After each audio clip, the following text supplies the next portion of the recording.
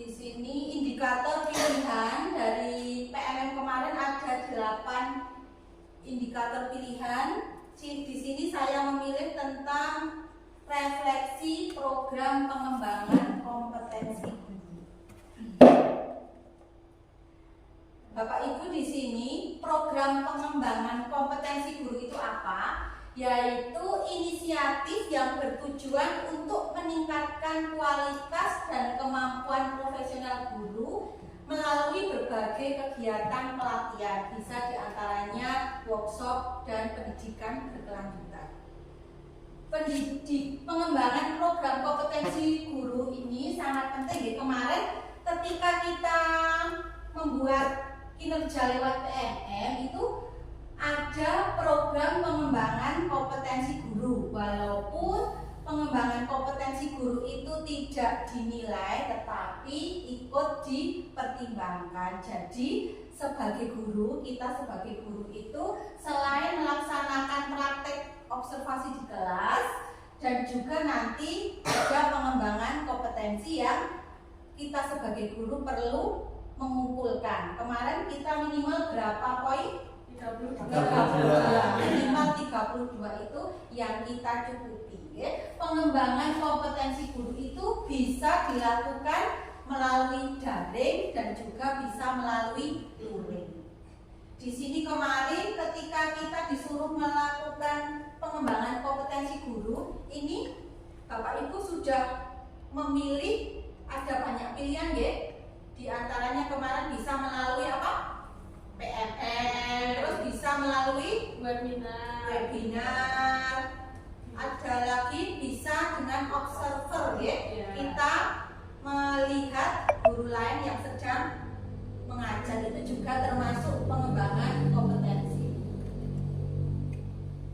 Di sini ketika pengembangan kompetensi itu masuk di dalam PMM itu kenapa itu penting? Ini sangat penting sekali ya, terutama di sini ada beberapa yang saya tulis. Yang pertama, menghadapi tantangan dan perubahan kurikulum.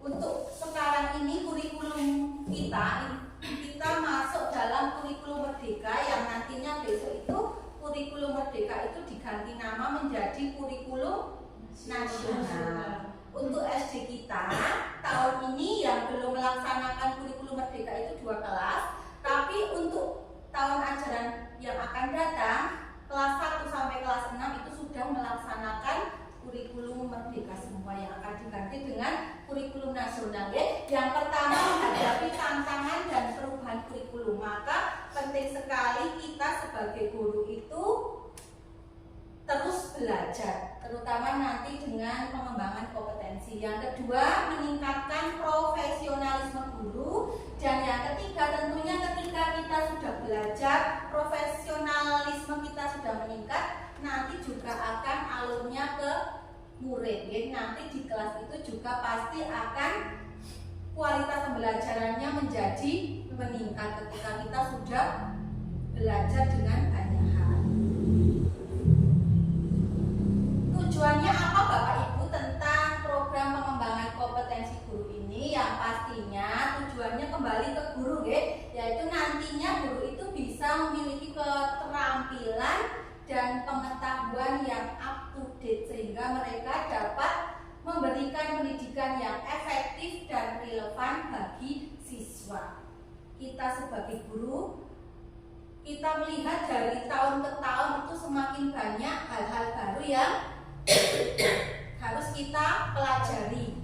Kita harus pengetahuan yang up to date. Jadi kita harus bisa menerima dan bisa membuka pikiran kita untuk selalu belajar. Belajar itu bisa dari mana saja. Kita juga bisa sharing dengan rekan sejawat kita. Ketika tadi program pengembangan kompetensi tadi, saya memilih tentang refleksi pengembangan kompetensi. Apa itu refleksi Bapak Ibu? Di dalam kurikulum merdeka itu pasti Bapak Ibu sudah tidak asing dengan namanya refleksi. Ketika kita sudah selesai pembelajaran, guru itu kalau bisa melakukan refleksi. Refleksi itu tidak harus dengan kepala kita sendiri. Siswa juga seperti itu. Ketika sudah selesai pembelajaran, siswa itu kita ajak untuk berefleksi. Refleksi itu berarti apa yang sudah kita lalui, kita merenung, apa yang sudah baik, apa yang masih perlu kita tingkatkan, itu yaitu refleksi. Refleksi itu artinya proses berpikir dan merenungkan kembali pengalaman, tindakan atau kejadian tertentu untuk memperoleh pemahaman dan pembelajaran yang lebih mendalam. Proses ini melibatkan evaluasi kritis terhadap apa yang telah terjadi, bagaimana perasaan kita, terus apa yang bisa dipelajari atau ditingkatkan dari pengalaman tersebut. Ketika kita sebagai guru mengajar di kelas, setelah selesai pembelajaran kita mesti bertanya pada siswa, bagaimana perasaan anak-anak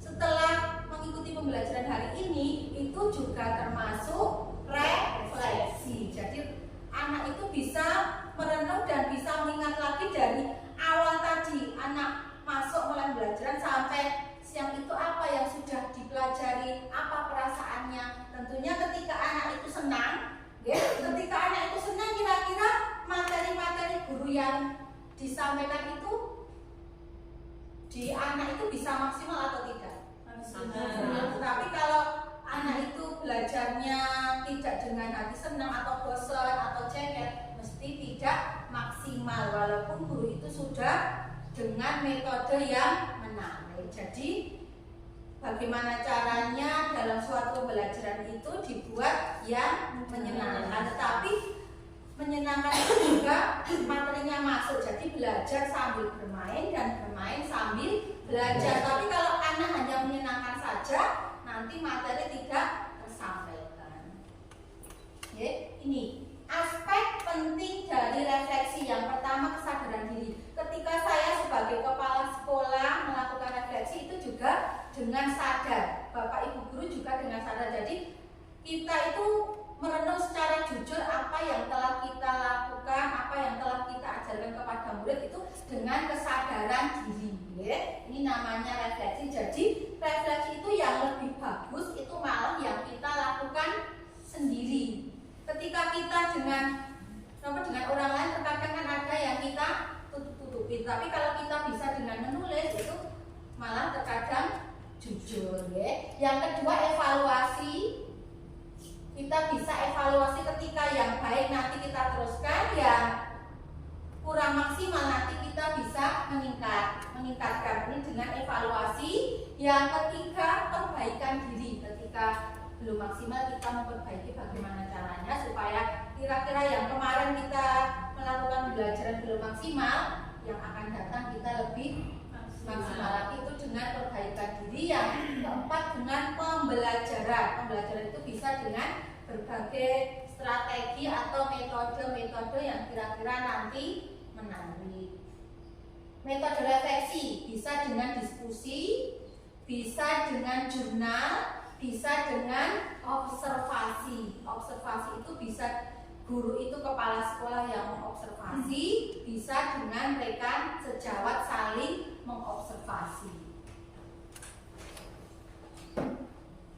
Dampaknya apa Bapak Ibu ketika kita sudah secara jujur melakukan refleksi? Ya? Ketika saya sebagai kepala sekolah dan Bapak Ibu guru semua dan juga siswa-siswa itu sudah terbiasa melakukan refleksi, itu dampaknya nanti dalam mengajar Bapak Ibu guru bisa keterampilannya lebih meningkat dan nanti bisa kreatif dalam menciptakan pembelajaran di dalam kelas. Jadi ketika yang sudah melaksanakan kurikulum merdeka, pasti di dalam bukunya itu ada panduan refleksi. Bapak Ibu sudah pernah membuka?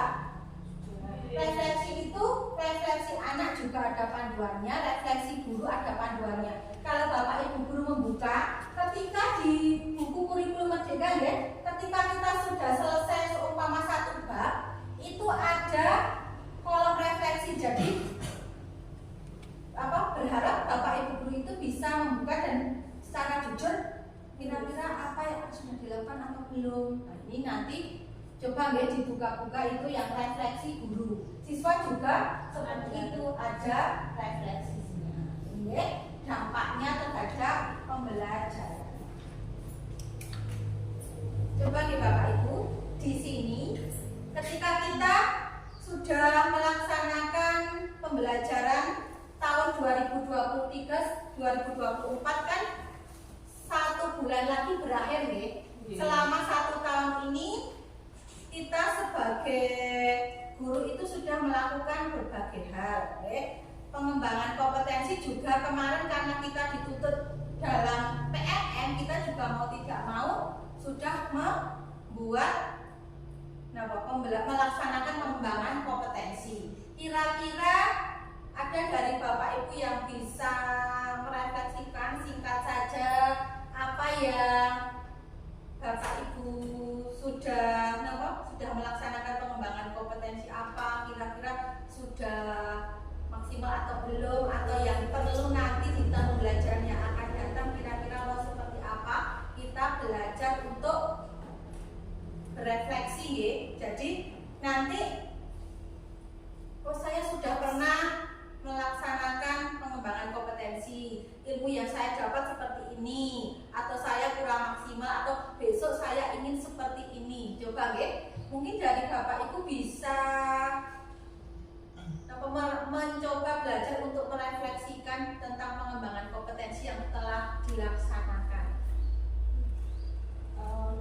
Mungkin saya coba. Oke, Bu Indra. Ya, saya sudah melakukan pengembangan kompetensi baik itu secara luring maupun secara daring. Kebetulan waktu itu luring karena ditunjuk langsung dari dinas. Jadi surat turun atas nama saya. Nah, itu pengembangan kompetensinya tentang komunikasi yang efektif di kelas. Gitu. Nah, menurut saya ketika saya belajar secara daring dan luring itu lebih efektif yang secara luring. Nah, hal ini karena ada interaksi sosial yang terjadi di dalamnya dan secara waktu pun juga dikhususkan. Nah, seperti itu. Ketika saya belajar melakukan pengembangan kompetensi secara daring, saya merasa kurang begitu efektif karena itu juga waktunya itu bersamaan dengan jam saya mengajar. Seperti itu. Kemudian pengembangan kompetensi yang lainnya yang pernah saya lakukan itu saya mempelajari 2 topik di PNM dan saya lakukan aksi nyatanya. Nah, setelahnya saya tertarik di semester depan itu saya juga ingin mempelajari 2 topik lagi dan akan saya lakukan aksi nyatanya. Mungkin ada share pengalaman dari teman-teman yang lain. Terima kasih Bu Indra yang sudah mencoba untuk berefleksi ya, tentang pengembangan yang sudah dilaksanakan. Ada Bapak Ibu guru lain yang akan mencoba merefleksikan?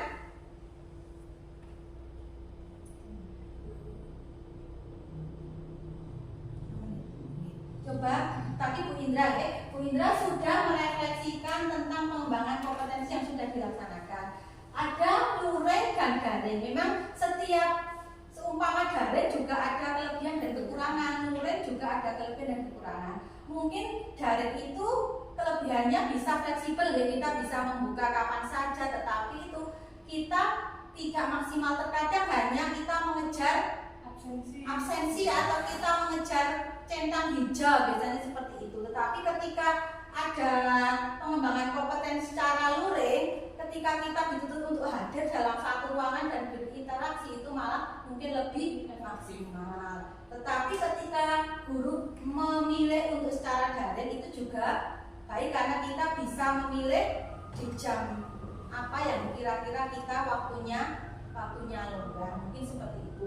Ya, di sekolah kita itu kan seperti tadi Bu Indra ada suatu pengembangan kompetensi atau bintek itu yang sudah by name ya, yang sudah by name mau tidak mau ya nama tertera itu harus mengikuti, tetapi terkadang kan hanya perwakilan SD ya. Di sini sudah kita buat jadwal bagaimana caranya di dalam mengikuti suatu bintek itu nanti setiap guru mempunyai kesempatan untuk ikut. Jadi tidak ada satu guru yang mendominasi untuk selalu berangkat bintek, tetapi bagaimana caranya agar Bapak Ibu guru di SD 2 Pagerberung itu bisa merata mengikuti bintek dan sekaligus nanti bisa mengembangkan kompetensinya. Ya. Terima kasih Bu Indra yang sudah mencoba berefleksi. Ya. Di sini bisa kita simpulkan ya, program pengembangan kompetensi guru itu telah memberikan dampak positif, namun masih ada ruang untuk perbaikan tadi. Ketika guru itu mengikuti bintek, ketika ada jadwal seumpama bintek itu secara luring, ada jadwal yang guru itu harus seumpama ke dinas, itu mau tidak mau kita juga harus meninggalkan kelas, meninggalkan pembelajaran di kelas. Itu juga ada dampak positif, namun juga ada beberapa yang dampak negatifnya. Refleksi rutin dan feedback yang konstruktif adalah kunci untuk peningkatan berkelanjutan. Komitmen untuk mendukung pengembangan profesional guru akan meningkatkan kualitas pembelajaran di sekolah. Jadi di sini pengembangan kompetensi itu ketika setiap guru itu sudah melakukan refleksi, melakukan pengembangan kompetensi, itu nanti dampaknya ke guru sendiri dan juga dampaknya ke siswa di dalam pembelajaran. Ini seperti itu. Sekarang monggo Bapak Ibu guru bisa merefleksikan tadi Bu Indra dengan secara lisan ya, merefleksikan. Sekarang Bapak Ibu untuk mencoba menulis refleksi diri sendiri ketika dalam 1 tahun ini melakukan pengembangan kompetensi.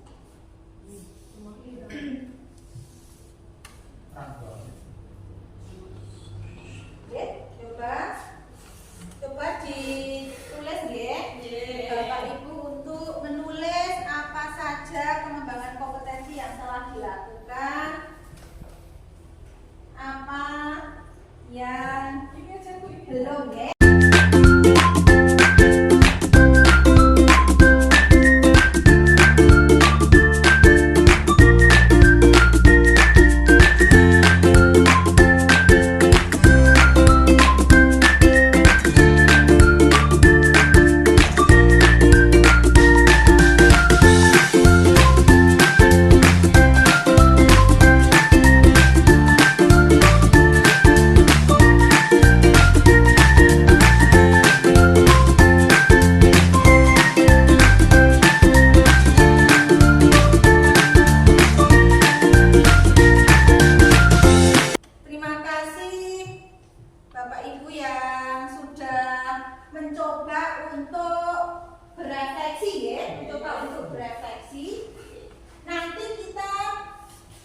Belajar bersama-sama lagi di pertemuan selanjutnya. Apa yang kira-kira hari ini Bapak Ibu tulis masih kurang maksimal atau kurang perbaikan, nanti kita bisa untuk diskusi di lain waktu. Terima kasih Bapak Ibu guru atas kesempatannya bisa meluangkan waktu hadir di ruangan